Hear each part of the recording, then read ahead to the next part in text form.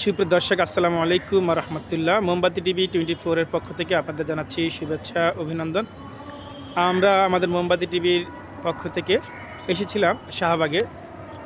এসে ভিতরে প্রবেশ করে চোখে পড়ল যে একটি সাইনবোর্ড, রোজা শুধু আমারই জন্য, আমি এর প্রতিদান দেব। হাদিস কুদসি ইফতার মাহফিল 2025। প্রধান অতিথি ডাক্তার শফিকুর রহমান, আমির জামাত, বাংলাদেশ জামাত ইসলামী, এনডিপি। তো এনডিপি এটা ডাক্তারদের অ্যাসোসিয়েশন, একটা জামাতে।